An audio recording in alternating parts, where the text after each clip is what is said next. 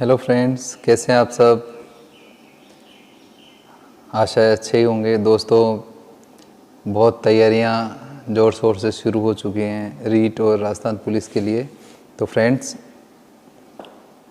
आज मैं लेके आया हूँ आपके लिए जो प्राचीन राजस्थान के जो पुरातात्विक स्थल हैं उनसे संबंधित अति महत्वपूर्ण प्रश्न। तो दोस्तों, अगर आपकी तैयारी परफेक्ट है, आप मान रहे हैं कि आपकी तैयारी परफेक्ट है, तो आप सीधे ये ऑब्जेक्टिव क्वेश्चन सोल्व कीजिए।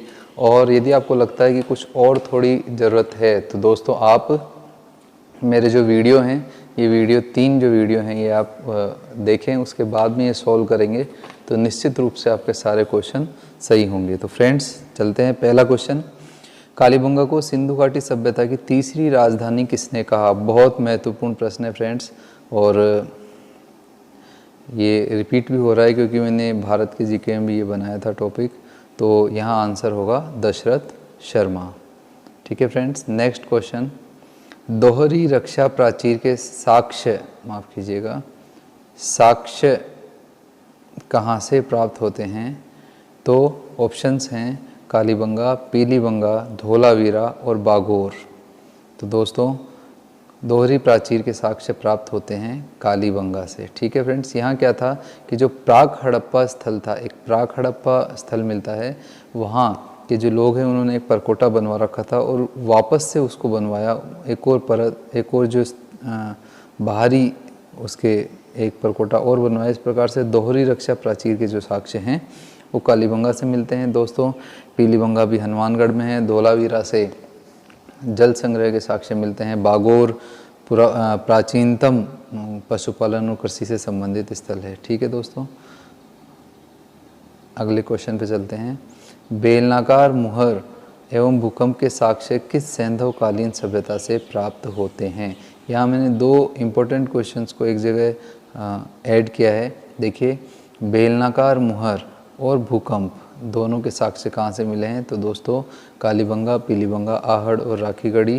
तो आपका आंसर होगा कालीबंगा। नेक्स्ट क्वेश्चन, दीनहीन नगर कहलाने वाला पुरातात्विक स्थल जहाँ से ईंटें भी प्राप्त हुई हैं वह है। तो देखिए, यहाँ भी मैंने 2 क्वेश्चन ऐड किए हैं। अलंकृत ईंटें वहीं से मिली हैं जो दीनहीन नगर है।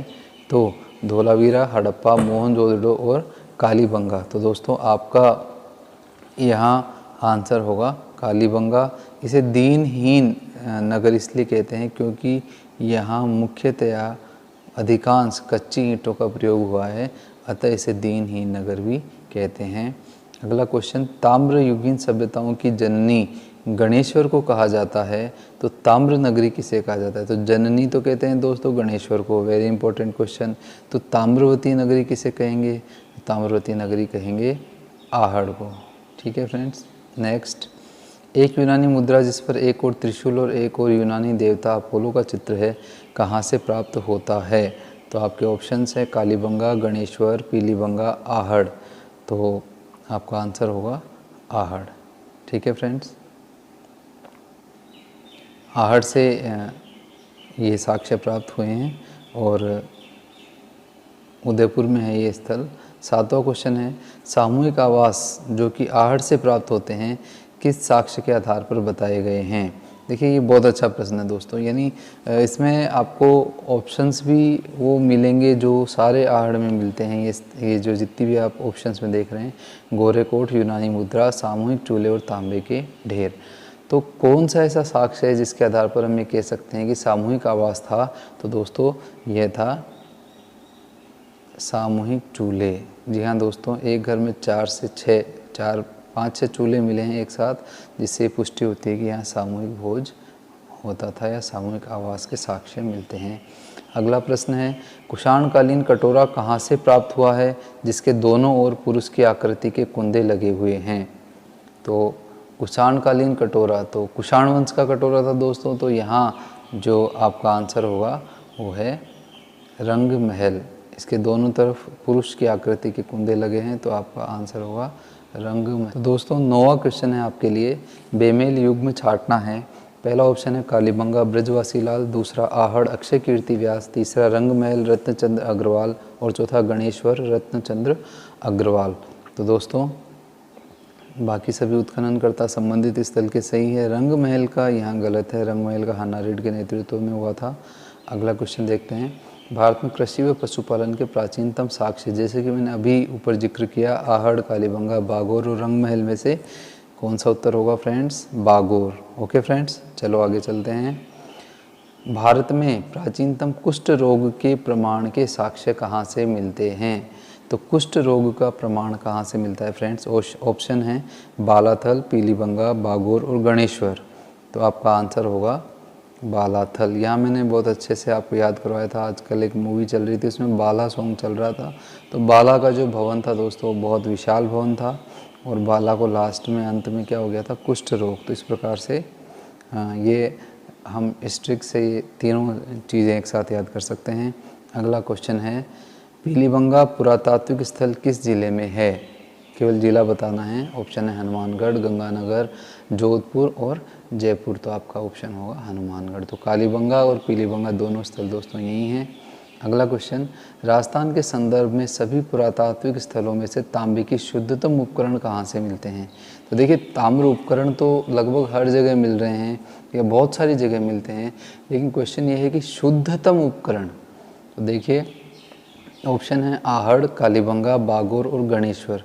तो दोस्तों, जहाँ हम शुद्धतम पे जाएंगे तो वहाँ आपका आंसर होगा गणेश्वर। यहाँ ये जो कांतली नदी किनारे जो स्थल है, यहाँ ये नीम का थाना सीकर में है दोस्तों। यहाँ जो ताम्र उपकरण मिले हैं उनमें 99% तक शुद्धता के साथ ताम्र उपकरण मिले हैं। अगला क्वेश्चन है, निम्न में से कौन सा पुरातत्व स्थल पहाड़ी पर स्थित था? दोस्तों, जैसे कि हमें पता है सभी पुरातात्विक स्थल किसी न किसी नदी किनारे हुआ करते थे या नदी के पास में होते थे, लेकिन एक ऐसा स्थल है जो पहाड़ी पर भी था। तो ऑप्शन है बागोर, बालाथल, पीलीबंगा और ओजियाना। तो दोस्तों, आपका आंसर होगा ओजियाना। इसको हम ऐसे याद रख सकते हैं फ्रेंड्स कि ओझा जी हैं, वो ओझा जी कहाँ पर रहते हैं? मोस्टली अमूमन होता भी यही है। ओझा जी कहाँ रहते हैं दोस्तों? पहाड़ी पर। तो इस प्रकार से आपका ये क्वेश्चन इजी हो जाएगा। नेक्स्ट क्वेश्चन है, लाछुरा नामक पुरातत्व स्थल का संबंध किस जिले से है? ऑप्शंस हैं जयपुर, जोधपुर, भीलवाड़ा और उदयपुर। तो दोस्तों, आपका आंसर होगा भीलवाड़ा। लाछुरा भीलवाड़ा में है और इसका जो उत्खनन है वो करवाया था BR मीणा ने। ये भी आप याद रखेंगे दोस्तों साथ में, BR मीणा द्वारा लाछुरा का उत्खनन करवाया गया। अगला है, पाषाणकालीन हथियार हार्पून किस स्थान से मिला है जिसके द्वारा बड़े से बड़े जानवर का शिकार भी किया जा सकता था? दोस्तों, इस हथियार से हाथी और गैंडे तक का शिकार हो सकता था। यह एक प्रकार से भाले के जैसे ही था, लेकिन इसे फेंक करके नहीं मारा जाता था, जबकि ये अस्त्र था। ठीक है दोस्तों, तो ये कहाँ से प्राप्त हुआ है? गणेश्वर, पीलीबंगा, बालाथल और मलाह है। तो ये जो चार ऑप्शन है इनमें आंसर होगा मलाह है। मलाह है भरतपुर से ये हारपून के साक्ष्य मिले हैं पाषाणकालीन। अगला क्वेश्चन है, बाणगंगा या ताला नदी किस नदी किनारे स्थित विराटनगर किस महाजनपद की राजधानी थी? यहाँ भी दोस्तों एक साथ 2 क्वेश्चन क्लियर होंगे आपके। 3 क्वेश्चन होंगे। देखिए, आपके पहले ऑप्शन देखते हैं, मगध, वत्स, अवंती और मत्स्य। तो दोस्तों, आपका पहले आंसर देख लेते हैं। आपका आंसर होगा मत्स्य। अब जैसे कि मैं बता रहा था 3 क्वेश्चन, तो देखिए बाणगंगा या ताला नदी। तो एक क्वेश्चन तो ये हो गया कि बाणगंगा नदी का अन्य नाम क्या है दोस्तों? ताला नदी। और इस नदी किनारे कौन सा स्थल है? विराटनगर। तो ये दूसरा क्वेश्चन हो गया। और तीसरा क्वेश्चन है कि विराटनगर किस महाजनपद की राजधानी थी? तो किस महाजनपद की थी? ये तीसरा क्वेश्चन है, इसका आंसर हो जाएगा मत्स्य। ठीक है फ्रेंड्स, नेक्स्ट क्वेश्चन देखते हैं, निम्न में से किस अभिलेख से बौद्ध धर्म के त्रिरत्न यथा बुद्ध धम्म संघ की जानकारी प्राप्त होती है? तो त्रिरत्न यहाँ बता रखे हैं, बुद्ध धम्म और संघ थे, ये भी परीक्षा में आ सकता है।